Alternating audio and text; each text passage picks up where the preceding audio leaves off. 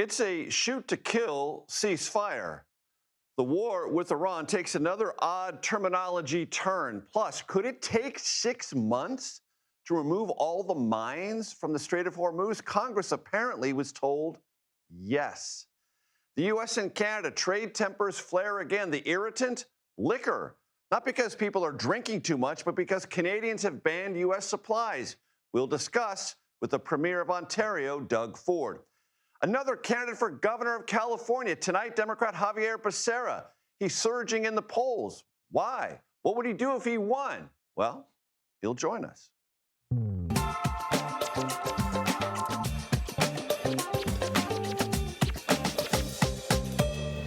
Hello, everyone. I'm Major Garrett in Washington. Let me welcome you to the Takeout. Shoot to kill. That order would stress any ceasefire and is most certainly stressing the ceasefire, an already stressed ceasefire between the United States and Iran.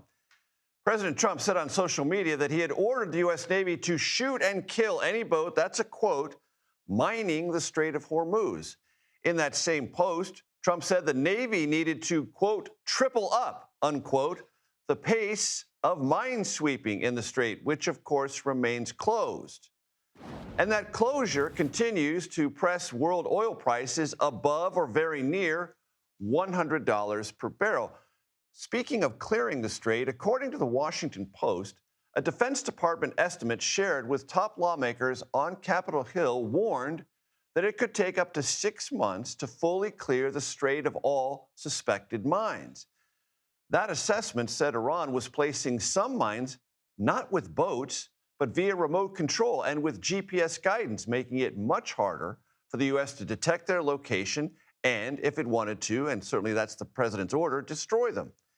Now, the Pentagon officially confirmed that a classified briefing with lawmakers occurred, but it called the Post's reporting of it inaccurate.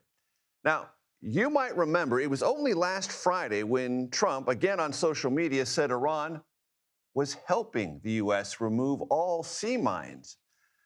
That was what we look back on now as Super Optimistic Friday, when a flurry of social media posts from the president, almost none of which have borne the fruit of reality, predicted a swift end of the war, the reopening of the strait, and all matter of downstream, see what I did there?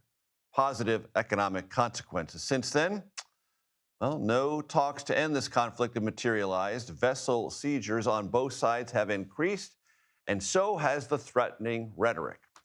We begin tonight with CBS News political reporter Zach Hudak, who joins us from our newsroom on the second floor. Zach, the president was just talking to reporters in the Oval Office. What did he say about the current conflict and his mindset? Major, he continues to project optimism and to emphasize that Iran has been militarily crippled and that we have effectively won the conflict, which he's done, frankly, since day 2 of our presence in the region. The reality is that, as we have continued to see throughout this week, the Strait of Hormuz remains not entirely open. Just earlier this week, Iran attacked 3 cargo vessels, 2 of which it actually took captive. And I think that's part of the reason that the president is amping up his rhetoric when he talks about the strait, giving that directive this morning to shoot to kill when aiming at small boats that are laying mines that you mentioned earlier. I think that is a departure from our traditional maritime policy, which would be to have proportional response or to only fire defensively. But I think that's him really digging in and saying, we're going to do whatever it takes at this point to reopen the strait and reopen commerce through the region. Zach Hudak, thank you very much. I appreciate it. The moderator of Face the Nation and our chief foreign affairs correspondent, Margaret Brennan, joins me now. Margaret, always great to have you here. What'd you learn? Well, we spoke with the CEO of Chevron and tried to bottom line it because the president, some of his cabinet members are telling us gas prices they expect to come down relatively soon over the next few months. That was not my understanding after having this conversation. In fact, Worth told us it's really hard to make any kind of assumption because the dynamics affecting supply are so unusual. I asked him, you know, the Strait of Hormuz, 20% of global supply kind of congested at this moment. He said when they get to a point where they're considering sending vessels, he does expect the U.S. Navy to potentially escort the first ships that go through there. But we are not at all at that point. He made that clear. If there is a risk to personnel or the vessel from an Iranian launch of a missile or from a mine, no way, no go. And he said as well that supply is really tight. We've been talking about gas prices. He said, be prepared for what's coming on jet fuel. Take a listen. You mentioned jet fuel. That doesn't have as long of a life, right? You have to refresh and replenish storage pretty quickly.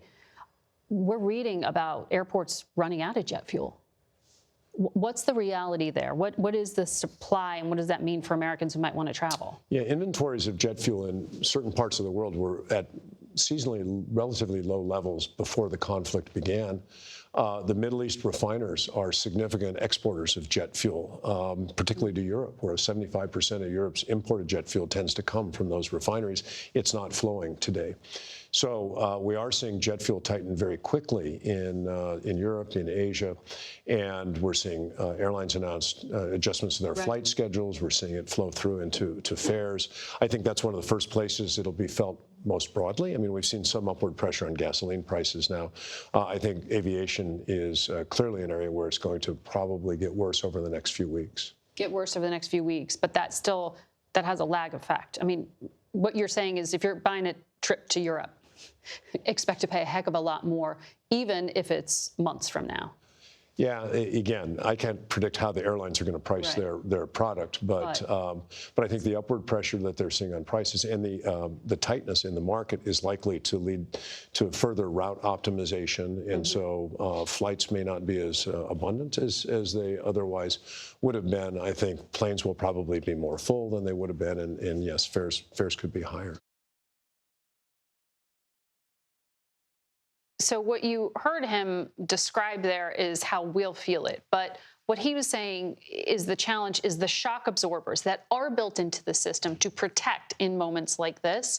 Those are being drained because of how long this conflict has been sort of a question mark. Like, we are in this truce that's not quite clear it's a truce, so you can't say the war is over. We've already seen President Trump take these emergency measures, tap the stockpiles, he lift temporarily some sanctions. And you saw again today an extension of the Jones Act waiver. That is that 1920s law that requires American ships to come into American ports. Now they can use ships from anywhere, basically, to move things faster. So we're somewhat at the limit of those things that can be done domestically to offset the prices that Americans are going to feel. And one of the things I've been reading about, Margaret, is before the war began, there were a lot of vessels on the sea with lots of things inside them. And they've almost all reached their destinations now, meaning that supply was sort of floating along and reaching markets, buffering this a little bit in this 5 or 6 weeks of the war. Now, with all that delivered and very little in the pipeline from the Strait of Hormuz, these supply things are getting tighter by the day. That's what he was describing. Now, of course, as a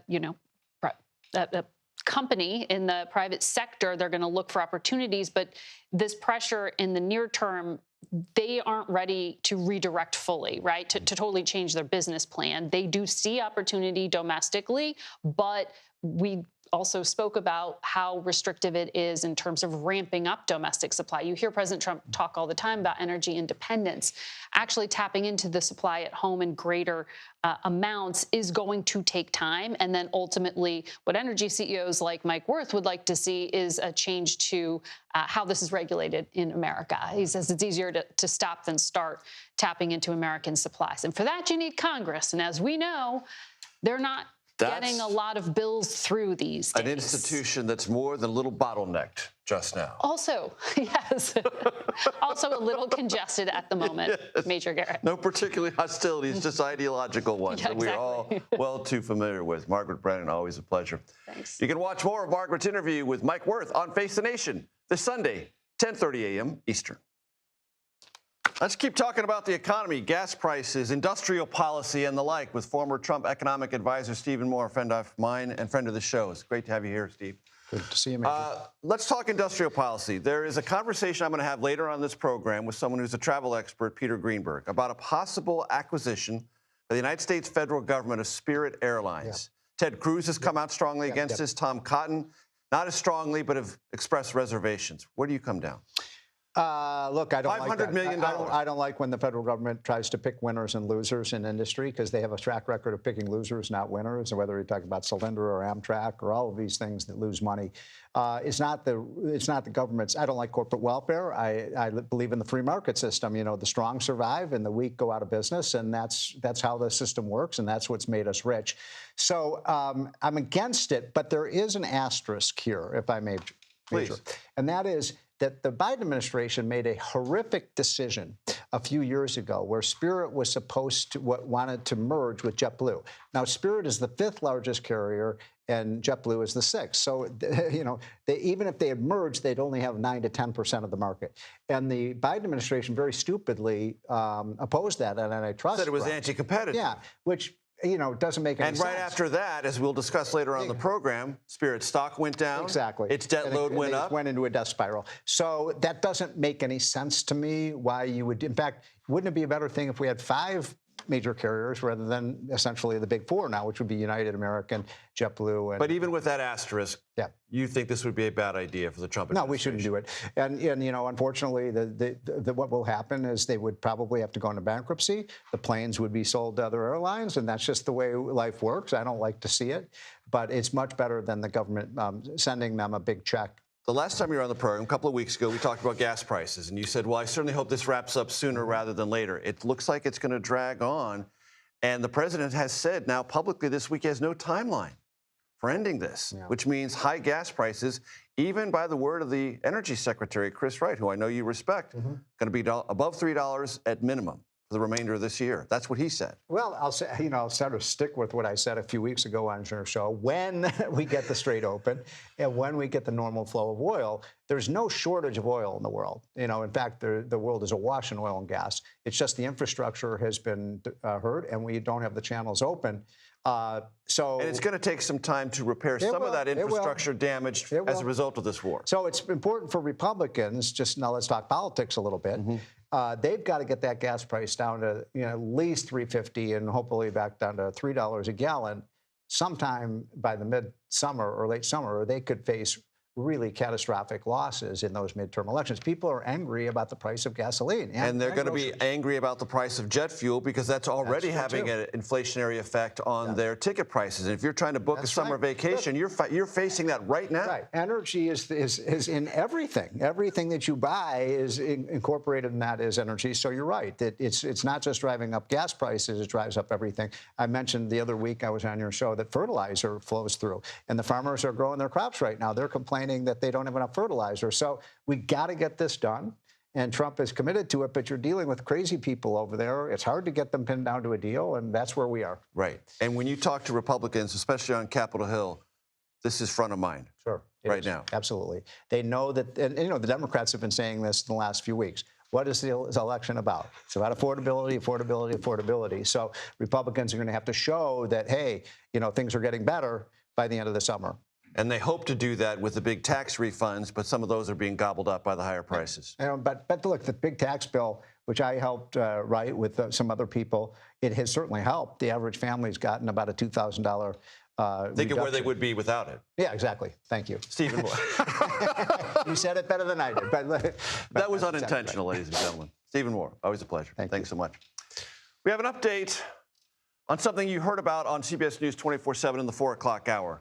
A shooting at a Louisiana mall left 1 person dead and left 9 injured. Just moments ago, the Baton Rouge chief of police confirmed 5 suspects are now in custody. Police also say the shooting appears to have broken out after 2 groups of people got into an argument. We'll continue to monitor this and bring you updates as they come in. In most of Canada, you cannot buy American beer, wine, or hard liquor. It was banned in retaliation against President Trump's tariffs. And you know, that 51st state talk. Trump administration officials are getting pretty steamed about this, threatening more tariffs. Well, coming up, Doug Ford, Premier of Ontario, who has thoughts on all this. Plus, the latest in our interviews with candidates vying to become the next governor of California. Tonight, Javier Becerra. He's rising in the polls and picking up endorsements. The knock against him? He's bland, safe, status quo, and vague. Well, we will follow up. And we just talked about this. Is a $500 million federal bailout worth it to preserve a $40 Spirit Airlines plane ticket and the roughly 17,000 jobs that come with the airline's survival? President Trump is leaning in that direction. Some top conservative Republicans already oppose. The Takeout returns in 90 seconds.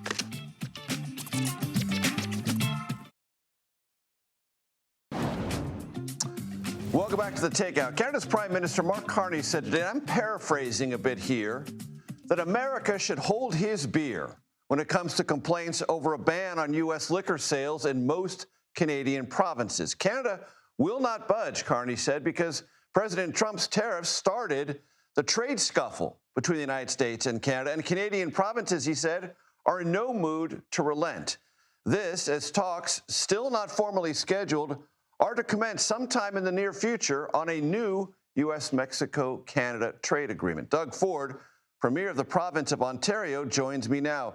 Mr. Premier, it's good to have you on the program. You're one of the provinces that will not relent in this question over U.S. liquor sales, meaning beer, wine, and spirits. Is this going to be resolved? Well, as soon as President Trump drops the tariffs on our steel, aluminum, on our dairy, on our lumber, and we'd be happy to drop them if President Trump dropped their tariffs. The thing is, we didn't start this at all, right? And we're just going to keep focusing on trying to get a deal, work collaboratively with my colleagues, the governors. Major, I can tell you, I love the American people. I love the U.S., so do Canadians, and I know Americans love Canadians. It's unfortunate that President Trump has went down this road, because right now these tariffs are hurting American people, and it's $107 billion. It's hurt the auto sector. Tourism is down by 30%, costing $4.5 billion in tourism. Manufacturing has lost 90,000 jobs because he decided to attack his closest friend, his ally, his number one customer in the world is Canada. And yes, the U.S. is our number one customer, and we appreciate that. But we need to get back to the table and start negotiating. Mr. Premier, Howard Lutnick, the Commerce Secretary, called this ban on U.S. liquor sales in Canadian provinces insulting and disrespectful. How do you respond? Well, I'm not going to go back and forth with the secretary, but what's insulting is when they're attacking the great people of Canada that love Americans, that are targeting our auto sector, are targeting our steel and aluminum, and the dairy and lumber. That's what's insulting. We need to get back to the table. He needs to take a page out of Ronald Reagan's book, the president, and start building the economy for both countries. And that's what we need to do. People wouldn't be losing their jobs in the U.S. if he signed this trade deal. It would create more opportunities, more jobs. Again, $107 billion in the auto sector, $4.5 billion in tourism, and 90,000 hardworking Americans in manufacturing have lost their jobs because what President Trump has done. He ran on creating more jobs. It's worked the opposite. He's killing jobs, not helping people find jobs. Mr. Premier, I want to play for you something I know you're familiar with, but my audience may not. It's something that the Prime Minister Mark Carney said on April 19th, suggesting that things have really shifted between Canada and the United States. Please listen. Many of our former strengths, based on our close ties to America, have become our weaknesses that we must correct. Workers in our industries most affected by U.S. tariffs, in autos, in steel, in lumber, are under threat. Businesses are holding back investments, restrained by the pall of uncertainty that's hanging over all of us. The U.S. has changed, and we must respond. Former strengths have become weaknesses. The U.S. has changed, and we must respond. Are we at a point, Mr. Premier, where this relationship can no longer be understood the way it had been for decades? Well, I think President Trump has done tremendous damage, but we differentiate between President Trump and his policies versus the great American people. But what we've done as a country, what I've done as a premier, is we've increased opportunities around the world. We're up 288% in trade in Vietnam, 241% with Brazil, 194% in the UK, Switzerland, 132, Asia's 120, and the list keeps going on. So we're diversifying our trade, and that's the problem to bring that back now. So there's a lot of damage that President Trump's policy has created. 9 million Americans wake up every morning to build a widget, a product, or a service, just Ontario, not the rest of Canada, just Ontario. That's 9 million jobs that are at risk. He's damaging the economy, and the quickest way to solve it is sign the deal. It's very, very simple resolution. And yet there are no talks scheduled currently with the United States and Canada on that next phase of the deal. And the U.S. Trade Representative said this week this disagreement over the banning of U.S. alcohol sales in Canada, in some Canadian provinces, may result in an enforcement action, meaning more tariffs or more penalties to Canada. Well, that just cost Americans more jobs. Simple as that. Every tariff is going to cost on Canada is going to cost Americans thousands and thousands of jobs. We've seen it already, people losing their jobs. We've seen it in the auto sector, in the manufacturing sector. So if he wants to hurt his own people, that'd be really, really unfortunate. How you resolve it, let's sign the deal. Everyone grows. You can't unscramble an egg that's been around for generations. You have to make the omelet larger. And again, take a page out of Ronald Reagan, the greatest president ever. He was all about free trade and growing the economy on both sides of the border. Ontario Premier Doug Ford. Mr. Premier, thank you very much for your time. I appreciate it. Thank you. We love America. Thank you. Still ahead, candidate for governor Javier Becerra joins us live. That's next, right here on The Takeout.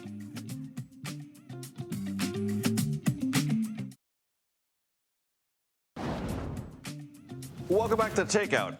Tuesday night, Virginia voted to approve a new congressional map that would, quite likely, give Democrats a 10-1 advantage. The next day, a state judge blocked that map from going into effect, saying the referendum violated Virginia's Constitution. And late this afternoon, Virginia's Supreme Court said it would hear arguments in this case. Javier Becerra joins me now. He formerly served as California's Attorney General, is currently running for governor. Javier, it's great to have you on the program. I know you're not an interested party directly in this spat in the Commonwealth of Virginia, but California went through this. Republicans argue in Virginia the referendum was deceptive, and the means by which this was carried out violated process in Virginia. Do you have any anxiety that Virginia Democrats are going to lose this case and lose the advantage implied by this vote to change its congressional maps? If the argument is process, Major, I believe that this map is going to go forward. We had something similar in California where Republicans sued. Listen, Republicans, they're getting their due because this is what happens when you play with fire. They played with fire in Texas, now California, now we see Virginia. This is a result of trying to tinker with the seats that people have. Most voters don't want to have to do this, but they understand what they're doing. They're playing politics with congressional seats. No one likes that.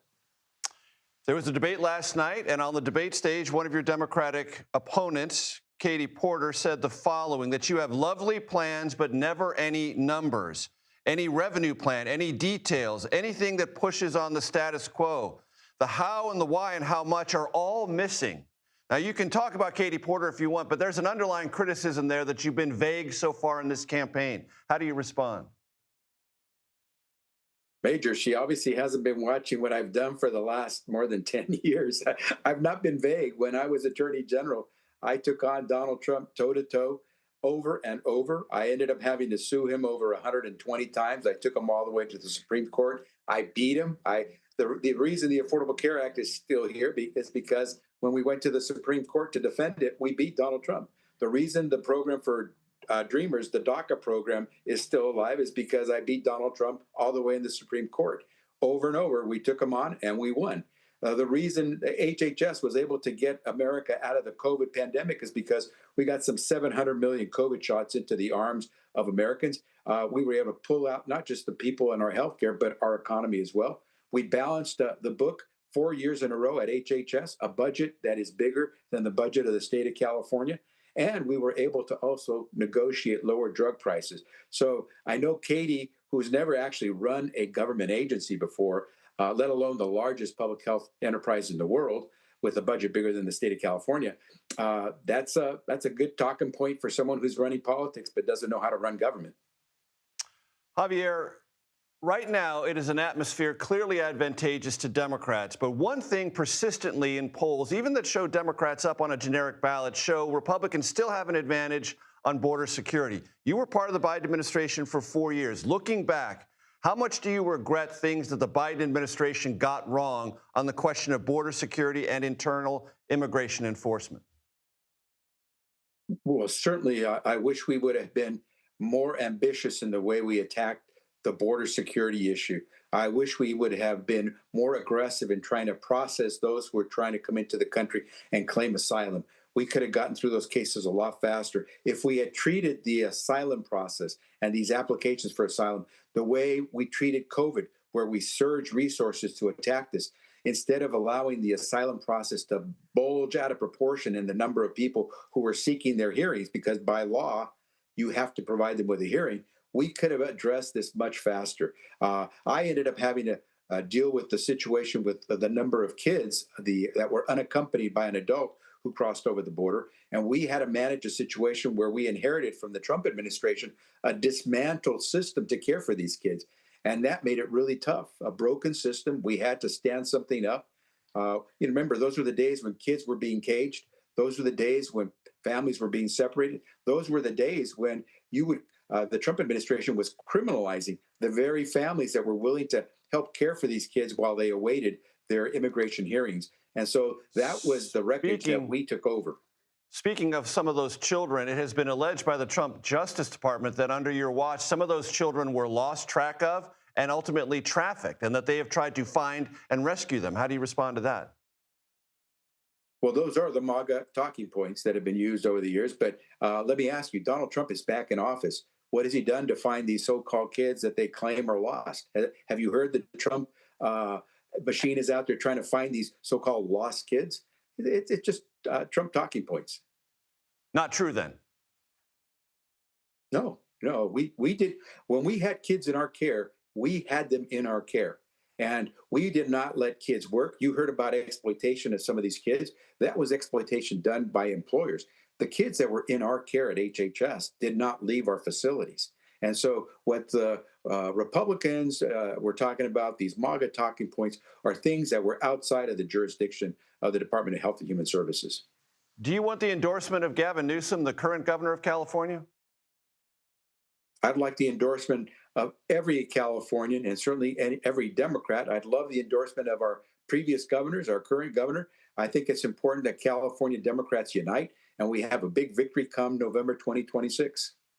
Do you think any Democrat should regard it as strange that as of yet, you have yet to receive an endorsement from Kamala Harris or Joe Biden, whom you worked with and for? Major, you know how this goes. When you get into the endorsement game, especially in a race like this where there's so many different candidates, when you endorse, you make one friend and everybody else becomes an enemy because you didn't endorse them. And so why does anyone, including the sitting governor of California, need to have one friend and a whole bunch more enemies? It's been said by the state party chairman, the Democratic state party chairman, that Democrats in this race need to drop out. But any rational Democrat who's still in the race might say, wait a minute, if you'd said that to me 2 weeks ago, I wouldn't have known that Eric Swalwell was going to drop out. Do you think any Democrats are going to drop out of this race? And do you have any fear that this could be a 1-2 Republican finish? I don't have a fear that there will be a 1-2 Republican finish. I do believe that the voters are beginning to telegraph who they're going to support. And I do believe that Democrats will unify behind whoever comes out, whether it's one Democrat or two Democrats in the coming out of the primary. I will tell you this. I come from a background, my parents came from Mexico. There used to be a term used in Mexico with regard to its elections. The millions of people every 6 years would come out to vote for president. but it almost made no difference who was running, because what counted was when the president, existing president, the sitting president, gave his dedazo. Dedo means finger. And as soon as that president pointed to the next successor, made no difference where people voted, that person became the next president. And so I don't believe California and America ever wants to get to the point where a dedazo determines who becomes president. We want to have competition. Robust competition is good. And I think at the end of the day, we're going to have a really strong Democrat taking over the governor's office in California. Javier Becerra, appreciate the time. Hope you come back. Look forward to it. Up next, should the federal government bail out Spirit Airlines? A closer look at the debate and other possible headaches travelers could face this summer. That's next, right here on The Takeout.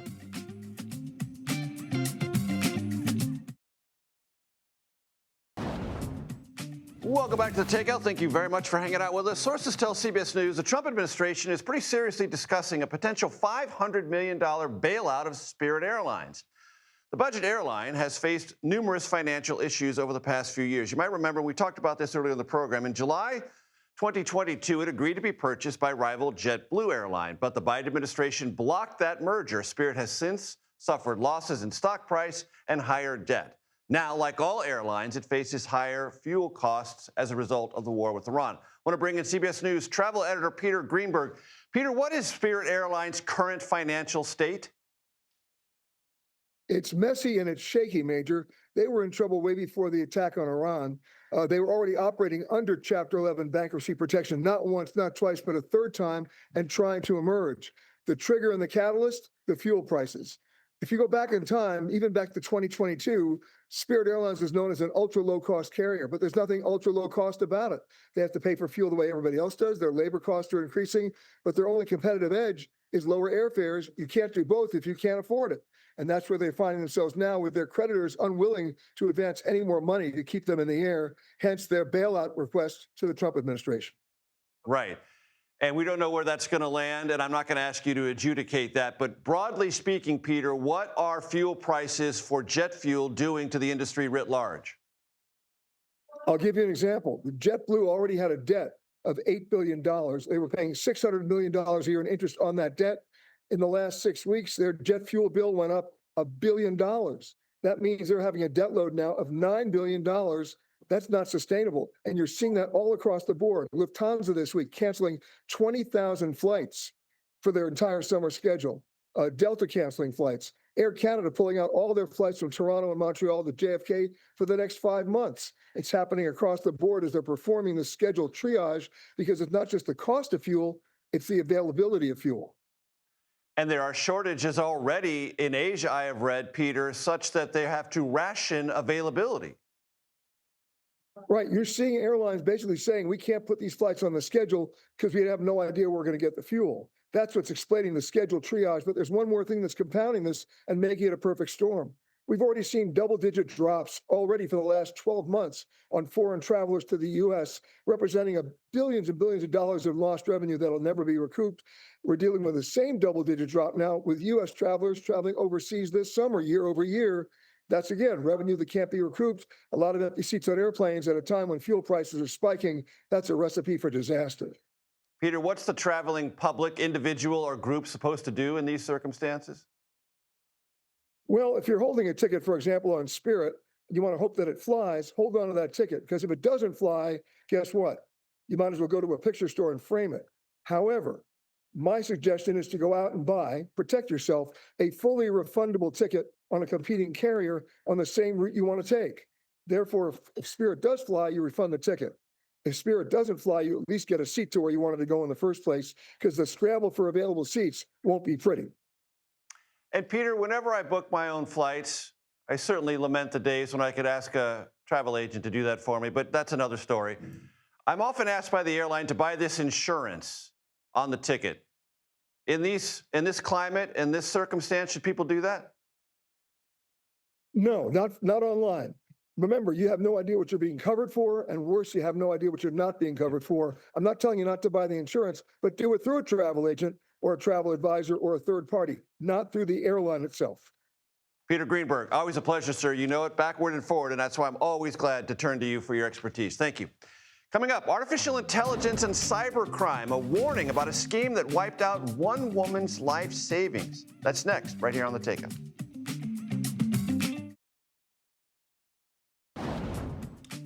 Welcome back. According to FBI estimates, cyber criminals stole $20 billion in 2025. Now artificial intelligence is amping up the risk.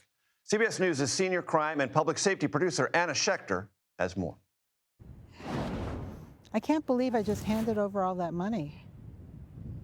Kyle Holder never saw the scam coming. From about $243,000 that was sent. And I feel like a fool. The first WhatsApp message came around Christmas 2024. I just thought maybe this was a way that I could, use my time, because I had a lot of time. I wasn't using my time, and start something new and make money. The scammers created a character called Niyama, a single parent. And she was explaining what happened in her life, and that, she's a single parent, and I thought, I'm a single parent.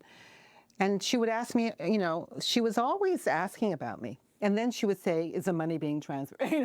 Niyama coached her how to create 2 cryptocurrency wallets and transfer her life savings into them. Please assure me this is not a scam. I actually said that to her. I'm getting worried. Last year, Americans like Kyle Holder were swindled out of $20 billion by cyber criminals.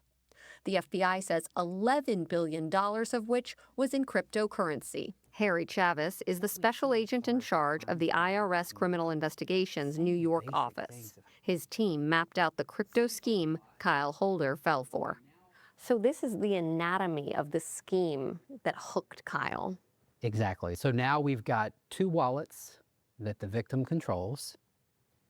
And then the instructions are to start sending increments from each of these wallets. At first, Kyle made money, prompting her to put it all into 14 different crypto wallets. The scammers quickly moved that money into these 5 wallets, consolidating the money with other victims, and eventually leaving the blockchain before law enforcement could catch them. So when you say AI is a part of a lot of these fraud schemes, what does that mean? Now you're talking about AI tools that are so sophisticated that they end up combing what turns out to be open source information.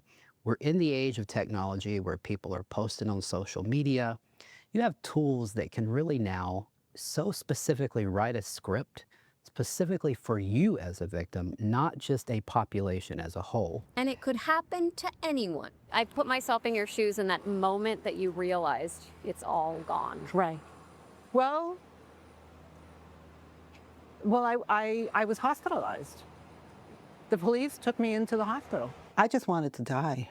I really did. And I couldn't get out of bed. I didn't know what to do. Some social services came to the house to monitor me because they thought I was suicidal, but I didn't want to live. I just said, how do I live? I just screwed up my whole life. Do you think, how could someone do this to another person? Yes, I do. The world's a very sick place. How long did it take you to sort of be able to get out of bed and get back to daily life? It's taken till now, about 1.5 years since February. Kyle Holder is trying to move forward with the little she has left. But I would have liked to have enough money to live the rest of my life out and to travel a little bit, to give some money to my children and my grandchildren. And I don't have that anymore. Anna Schechter joins us now from New York. Great piece, Anna. What is someone who has yet to be victimized do to make sure they don't fall into that victim category? Well, one, be hyper vigilant and know that AI is training these scammers how to do it perfectly and effectively. Number 2, slow down. If you're about to transfer money, particularly if you're transferring traditional dollars and from savings into crypto, slow down. Talk to a family member, a financial advisor. Wait, don't do it immediately. Give yourself a couple of days. And if it does happen, report it immediately. The IRS investigators we talked to said you are way more likely to get your money back if you report immediately. Do not feel shame. It could happen to anyone. Slow down and bring in a third party who has nothing to do with these conversations that you've been having. Anna Schechter, great stuff. Thank you so very much. Now to our month-long appreciation of CBS News on the radio. Quick reminder, we will close every show from now until May 22nd with a clip from the radio archives of CBS News. Now, those archives, I want to tell you, are a little bit harder to access than you might imagine, and rummaging around them to find gems has taken me and a couple of others more than a few weeks. Now, we're going to bounce around as we do this with radio clips. It won't be chronological, and it won't always be super serious or overtly political. We'll have some entertainment stuff in there as well. But tonight, we bring you the radio sound of the end of World War II. That cataclysmic conflict, listen to me now, left 50 million to 55 million dead as a direct result of the war. Another 19 million to 28 million people died as a result of war-related famine and disease. Taken together, 3% of the world's population perished. The war's end, therefore, was earth-shattering news, and most people heard it first on radio. CBS News broke into regular entertainment programming with this bulletin.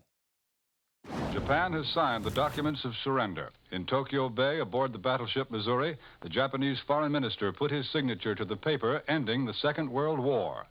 This is Bob Trout in New York, switching you first to the USS Ancon. Attention, the peoples of the world. World War II is about to come to its official closing. We're on the Pacific Fleet flagship USS Missouri in Tokyo Bay for the signing of the surrender of Japan.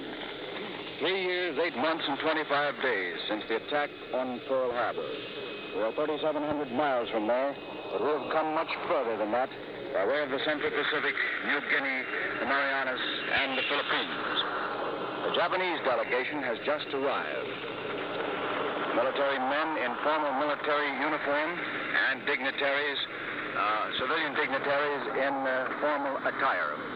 Lined up before us are more officers and men with high-ranking stars and the gold braid than has been assembled in this bay for many a long time.